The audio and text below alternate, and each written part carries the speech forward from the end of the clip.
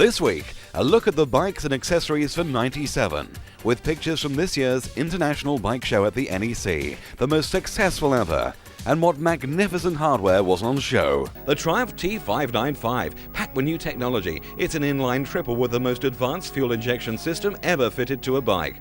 Honda's VTR 1000 Firestorm. They say it's like a Ducati 916 to ride, but over £4,000 cheaper. If you want the thrill of a big twin but haven't the bank balance, this could be the one for you. Suzuki's TL1000, with less weight than its main rival, the Honda Firestorm. This 1000cc 90-degree V-twin has fuel injection and Suzuki Ram Air Direct induction. Moto Guzzi launched the V10 Centuro, the latest in the long line of air-cooled V-twins. Scooters are back in fashion in a big way. Piaggio introduced us to the new Benetton Typhoon 50 and celebrating 50 years with the ET4 Vespa anniversary model. Peugeot are here with the Speed Fight scooters, featuring radical suspension, and feast your eyes on the Malaguti, winning the MCN Award for Outstanding Styling. We're at the Yamaha stand, which I'm sure you can see from the bike behind me. This is Yamaha's new baby, the Dragstar, and I have with me Andrew Smith from Yamaha. Dragstar is our latest 1997 model, which was launched in concept really with the extension of our XV custom range, and we launched it in connection with the Royal Star, which we launched for the worldwide market in '96. Would you say this is a baby version then? Yeah, it's a baby version of the Royal Star, and what we're looking at is a machine that has no pressure to do anything other than the owner wants to do. You can ride as quickly as you want, enjoy it, lay back and think about motorcycling. That very clever name, Dragstar, you're not supposed to say Dragster. This isn't to blast away from the lights on, is it? No, Dragstar is what the Japanese and American product planning group have come up with, and we've adopted it for the UK and for Europe. But really it is a machine for everybody, for any taste, particularly for the females as well. With the low seat height, I think it will be a very popular extension to our range. Do you see this? I mean, there is a trend towards custom cruisers throughout Europe, so you see this as a growing market. Is it going to dent the sports bike market or complement it? No, the sports bike market in the UK particularly is very, very strong, but we need to expand the total market, and I think this will allow the people not just coming into motorcycling for the first time, but people coming back into motorcycling, where custom style is absolutely what motorcycling is all about. Fun, freedom, enjoyment. Just sit back and enjoy it. Now, I haven't ridden one of these sort of custom creations before, and in fact they're not normally my cup of tea. Now, this one's the only one in the UK. What's the chance of a quick spin? Jeff, as it's you, we have one just around the back of the stand, so today could be your first chance to try the Dragstar. Thanks, Andrew. I'll get my kit on now. The Yamaha Dragstar, and that's Dragstar, not Dragster, as in racer. Now, this bike brings a whole new meaning to the expression laid back. You can even put your feet up on Yamaha's new Rising Star. The lazy 650cc V-twin motor is ideally suited to the new breed of street cruiser. Bags of torque with adequate power. With wide bars and no fairing, this bike is not for the speed merchants amongst you. But at 60 miles an hour, it's in its element.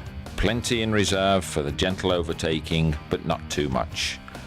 Shaft drive is another neat feature. With a very neat rear suspension, it makes for hassle-free cleaning. A low seat height helps in stability, making feet up turns an absolute doddle. Just look at this. Heavenly, isn't it? There's something about V-twins though that suit a motorcycle, whether it's the highly tuned high-performance units as in a Ducati or the soft docile lumps as in the Dragster. We're here now in the trade centre where all the business people sell to shop owners like my very self. And this is Alpine Marketing's little bit. This is what, if you wear a jacket on your bike, because if you don't you get bloody cold, this is what you should have underneath it. Everybody should be wearing this stuff. C-approved body armour. It comes in shoulder pieces, it comes in elbow pieces, it comes as a back protector, or you can even buy it as a complete and utter jacket. This thing you got down here looks very peculiar, but when you've got it on underneath a coat, doesn't matter whether it's a light denim coat or whether it's a proper protective coat or a jacket, this thing will protect you.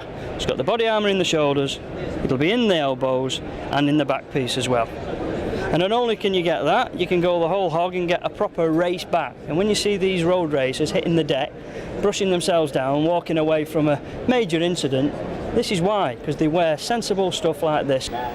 Robbie Marshawn, round the world in under a year, quite an achievement. But look at this damage on your bike. How on earth did you do that and how did you get it home? Well, I managed to drag the poor beast around the world.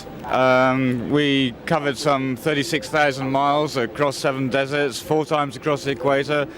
I was shot in the head, the bike got shot as well in Central America. And lo and behold, I'm riding down Brighton seafront on my way home, half a mile from home, and a van pulls out and the bike is absolutely totaled, I'm afraid. And I bet you couldn't believe this, could you really? I mean, it must have seemed like a bad nightmare. Yes, well, they say that most accidents only happen half a mile from home. This is, I think, normally because most people only travel half a mile from home. This poor beast had been around the world, and yeah, it was a very, very sad occasion. However, it is rebuildable. We have the technology. This will be, and I like to say that this is my promise to the world, this is going to be the first motorcycle in the history of motorbikes ever to go around the world twice. This Triumph Trophy is going to be the first one. You're a glutton for punishment then? At the moment, all I'm doing is trying to raise the funds to rebuild the bike and take it around a second time with me on it, hopefully. As I said, we crossed 7 deserts, and each desert, the tyres, they just shed rubber. And this brute is built for British roads and British weather, and it doesn't like the heat and it doesn't like the deserts. So, but apart from that, it just kept moving. It didn't let me down once. It's absolutely fantastic. Credit to Triumph. So have you got a target for Mark II? Is it the year 2000 or as soon as you can get the money? Well, before I get too old to do it, I think, is probably the only answer I can give you to that. Well, if you're into big muscle bikes, you must come and have a look at the Kawasaki stand. Now, this is Glen Fisher. Glen, you're the national sales manager for Kawasaki, and I've been looking at the ZRX 1100, which is going round somewhere on this carousel. Doesn't look completely different, doesn't look brand new. It looks like a lot of old Kawasaki's. It may look like a lot of old Kawasaki's, but it's not. It's brand new technology with the latest suspension, engine, etc. from ideas in the past. Basically, it's based on, people will remember the early 80s, the Z1000Rs, Z1100Rs, and this is the latest up-to-date technology of that motor. Yeah, it looks very much like, especially in this colour here, which is disappearing somewhere, looks very much like a Z1, doesn't it, with the squarish type front around the headlamp? Yeah, it does, but remember the early 80s, the Eddie Lawson replicas of the 2 bikes I've just mentioned, they had the same sort of fittings of the small bikini fairings, stepped seat, and an aggressive muscle bike look. This gives you today the latest sophistication in suspension, engine and handling of all the better things that are available today in motorcycling, but in a retro type look. Front starts with a multi-adjustable 10-way adjustable suspension on the forks. It has 6-block calipers to haul you up from fast speeds. Latest frame technology, low profile radial tyres. It has a GPZ 1100 base water-cooled engine, although it may look air-cooled, it's water-cooled. 106 horsepower, and it has the latest in swinging arm technology to collect all that power and control it. I'll have one now. It's me again, still enjoying all the fun of the bike show, and I'm recognising someone over here. Who could this gentleman be? Seen him before? Hello, sorry to butt in. It's alright, you can string me up later. You can even pugil stick me to death. Jeff, it's good to see you. And good to see you. How are you? Perks of the job. I'm fine, thank you. What are you doing? I'm working. I'm signing up people to the British Motorcyclist Federation. In fact, I don't think you're a member yet, are you? But I'm not. That's the BMF. That's something we see plastered everywhere, but most people don't know, one, what it stands for, and what is it about. well, first off, obviously, it is the British Motorcyclist Federation, but we represent the road-going motorcyclists. This is against the sort of sporting rider who might be in the ACU or whatever. We look after the guy and the girl who rides on the road. We try and protect their interests, and we do a good job at it. In tangible form, what you get is the sort of support of the British Motorcyclist Federation. We lobby Parliament, we lobby the European Commission, we lobby anyone, in fact, we even lobby the media, left, right and centre. But for you, there are actual benefits, such as our own insurance scheme, which we've got. You can get discounts from different dealers, and we produce an excellent magazine that I should have one to hand, but we do produce a magazine.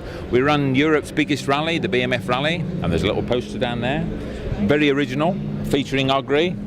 Anyone in biking knows. Sounds like a grown-up fan club, you know, when you're little, yes. and you like go to like a pop fan club, and you get like a sticker and a hat and a poster. But this is like grown-up because you get your insurance and everything else.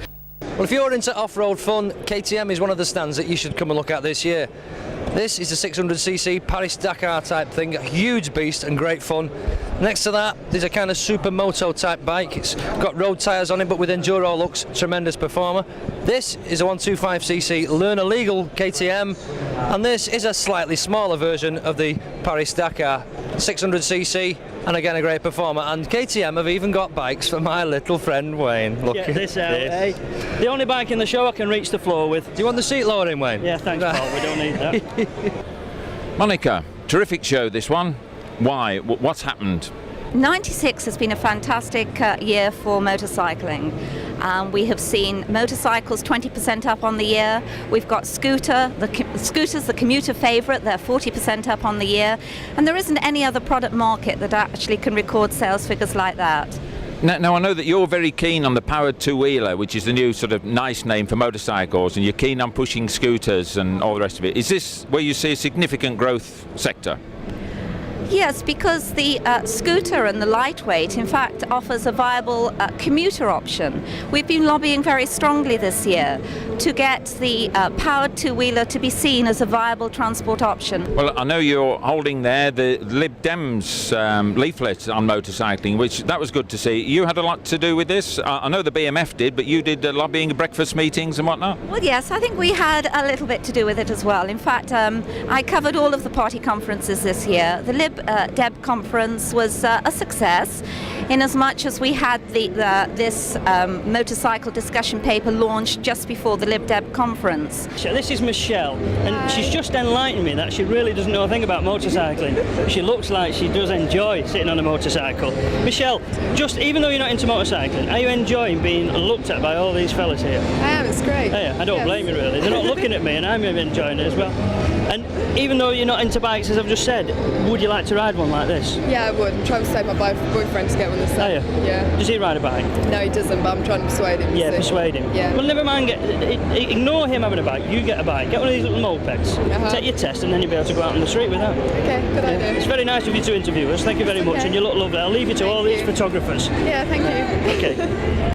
Sidecars, a very acquired taste to many people, but Peter Rivers Fletcher with me here is a guy who knows all about them because he owns Squire Sidecars. Peter, a growth industry for you? It's not exactly a huge growth industry. It's a very stable industry, and we export all over the world as well as selling in the UK. But you've got a niche market then, die-hard enthusiasts, though. This is what I've always noticed. Die-hard enthusiasts, people who are coming back into motorcycling, who have huge bikes that don't want to fall over, families who want to keep on motorcycling when their children start to want to come with them, and that's the only way that you can do it. So we've got a very broad spectrum of customers. And I also have with me a very attractive passenger, Diane, or should I say Gromit? This is lovely. You like it? This is the first time I've ever actually sat in a sidecar. I don't know, being a rider, being a biker, it's one of those things that usually people don't like sort of being sat in a passenger seat in a car if they're used to driving themselves. It would take a bit of getting used to, but what I would like to know is how I could train my dog to sit still in one of these things. I would love to have my dog with me. It's a shame we can't take this one out, but one day for one of the programmes, why not? Let's do it. What about in sidecar? We'll go for a trip in the country. We'll go off to Blackpool, Gromit. How about that, Gromit? That sounds lovely. There are so many things to see here at the NEC Bike Show, it's amazing. And we're going to take a little break now, and we're on the AWOL stand. Take a load of these babies.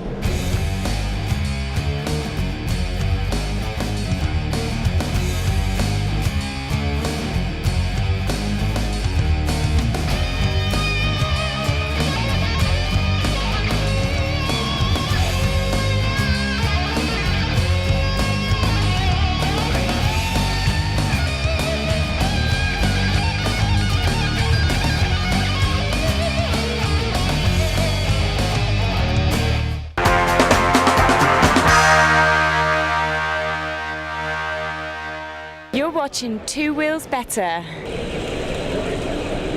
Hello again folks, it's Wayne here.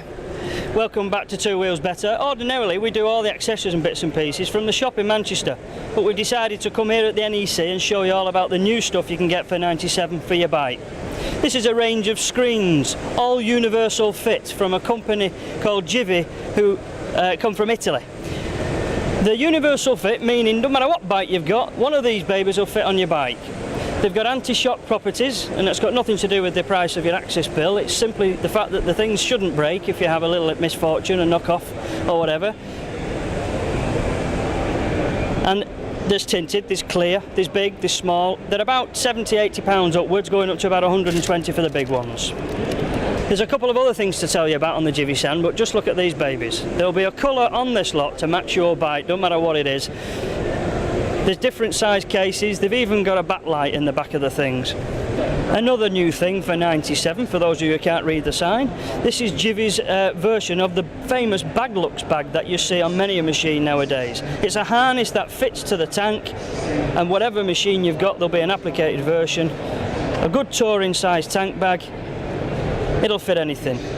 Right now it's in the middle of winter, and I know a lot of you fair weather bikers like myself, I'm being honest, think, oh, roll on spring and roll on summer, and it's when our minds start wondering about where we would love to go, who with and on what bike. So, who are you?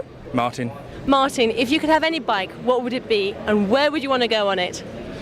I think I'd like one of the Titan Harleys, built for comfort rather than speed, and just disappeared off Australia, somewhere where it's warm, forget about the winter.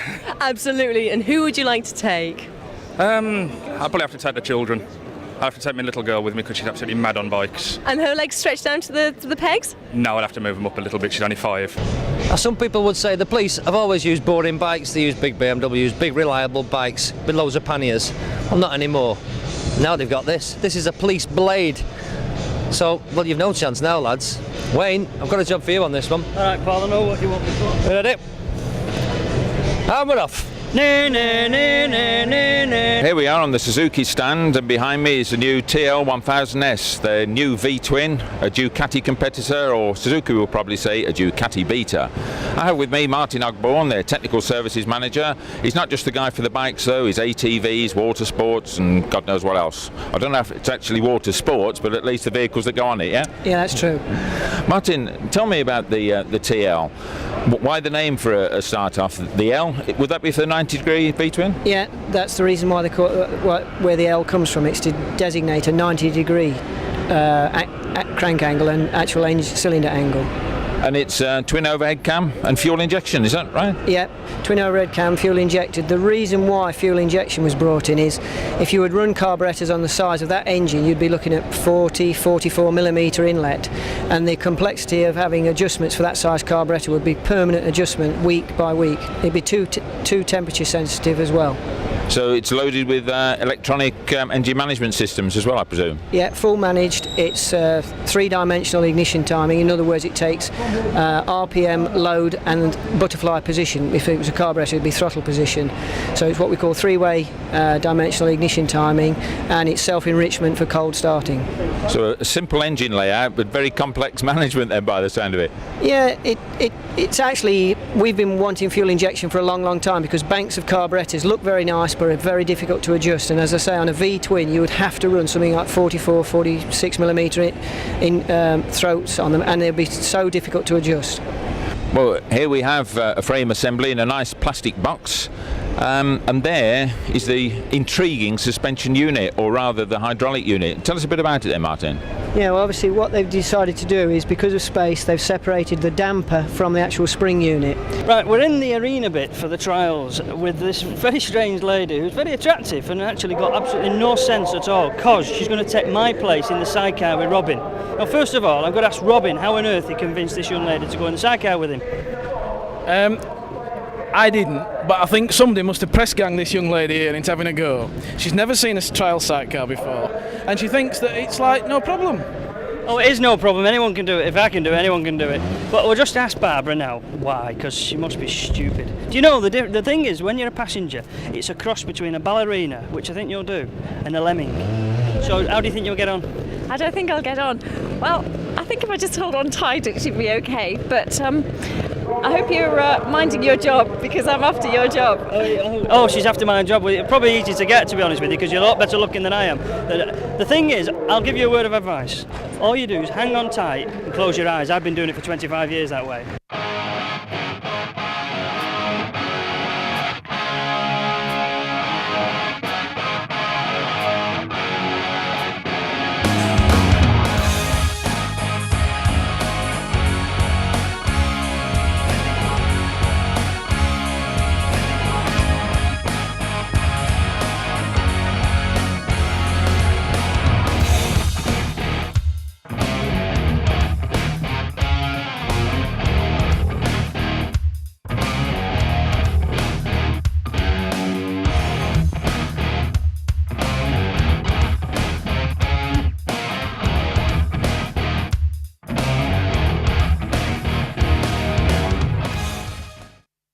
Well, we've had a cracking day here. Some people more fun than others, I reckon. If you've just seen these two loonies performing on this trials course, you'll know what I mean.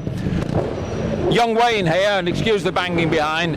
Wayne, what on earth made you take this up in the first place? I couldn't get a job doing anything else. Nobody wanted me. Co-driver in a rally car, and I'm absolutely useless on a solo, so I thought I'd hang on to one of those sidecars. I've done it 25 years and I ain't getting out of it. I love it. And Paul, what about you? Your first time, you're a sidecar virgin, I understand. I believe I'm absolutely knackered. I will never ever take the mickey out of this man again. You were only on it for a few minutes. I know, I'm still knackered. I've got muscles in places I didn't know I had places. They're amazing. That's what his wife was saying. 3 minutes and that's his full. Well, just before we go, you seem to have grown in stature while we've been at the show. Wayne, I can't quite understand it. What's happened to you? Ah, well, you know, the show lifts you up. I mean, it's an amazing place. You've got to come down to the NEC and come and see everything. What biking's all about, Jeff? I think the secret's just been revealed actually by this guy, but never mind. But anyway, we hope you've enjoyed the show, and we're going to close on the cavalcade as it arrived at the show. See you next week.